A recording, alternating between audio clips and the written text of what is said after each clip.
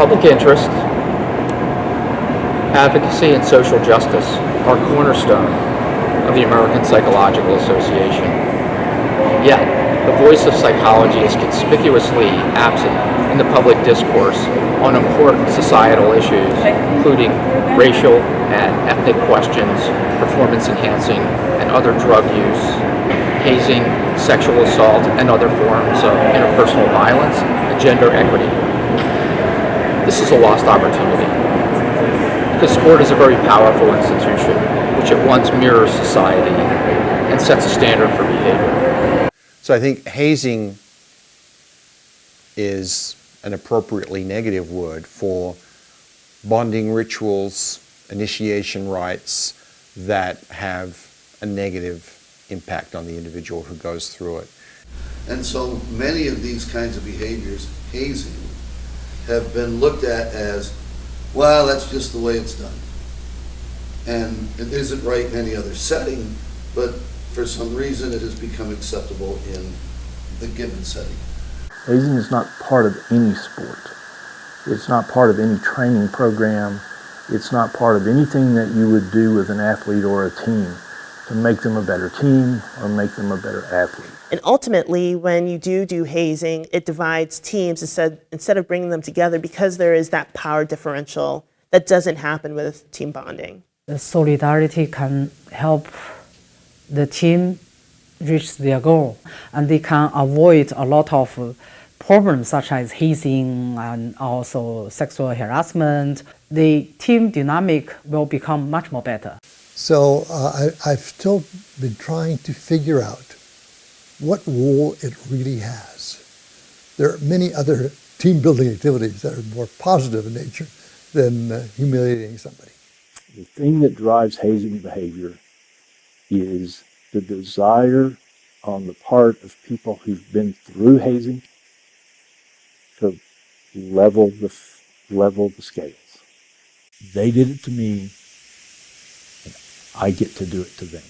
Part of the sports ethos in particular, and this extends, I think, to groups like fraternities. Hazing even happens, for example, in the armed forces, police, even in companies, corporations. It's a feeling that you have to sort of prove something.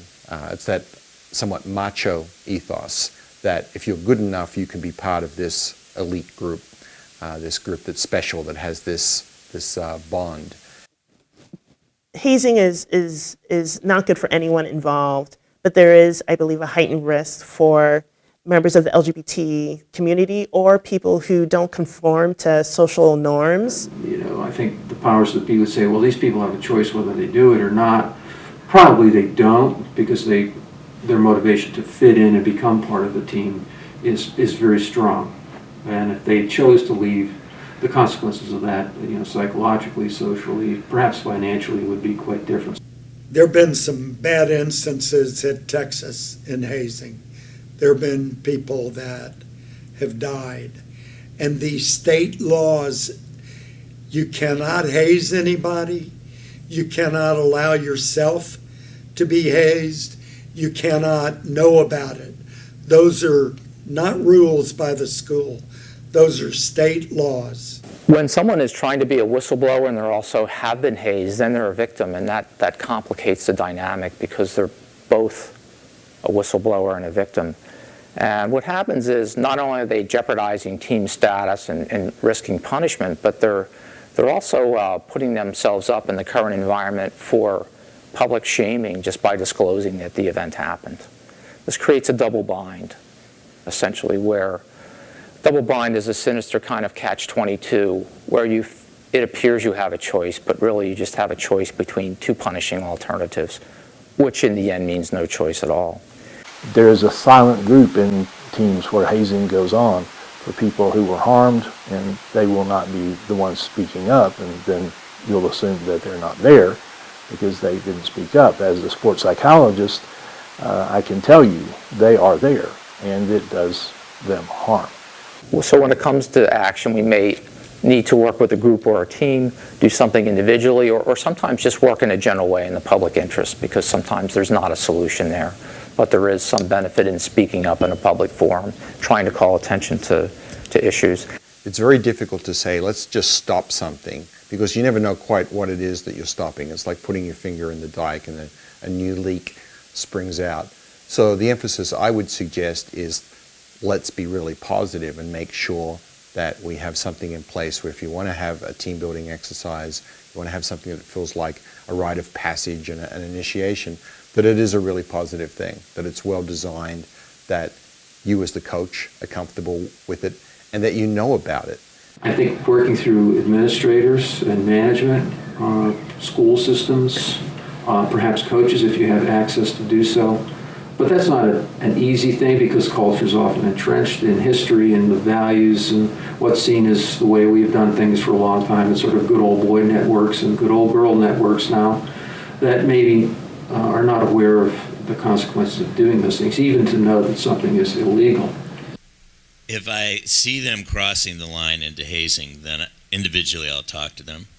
But we have a meeting at the beginning of the year, within the first month, where we talk about sexual abuse, we talk about hazing, but we make it very clear and we have them sign a list of rules. And basically, if I have to talk to somebody more than twice about something like that, they're off the team. When you build a team, you want to create a bond of trust. And my thinking, there's a fear factor in hazing. Organizations, if they put a value on having psychologists who would continue to educate management, well, ownership, management, and players and their supporters about the negative aspects of hazing behavior. I think that has to continue. And when we take the high ground, then it gets a little easier to tell the children, your job in life is to be the best that you can be. Your job in life is to help someone whenever you can. Most people don't know who Beamer, Burnett, Bingham, and Glick are. And many people have probably forgotten what United Flight 93 is.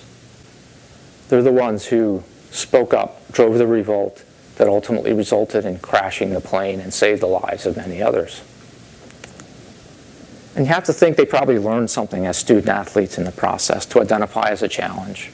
What's a challenge? Work as a team. And this is what we're trying for. This is what we want. And I think when we look back at anything we do as coaches and anything we do in a team building vein, are we creating this type of a person?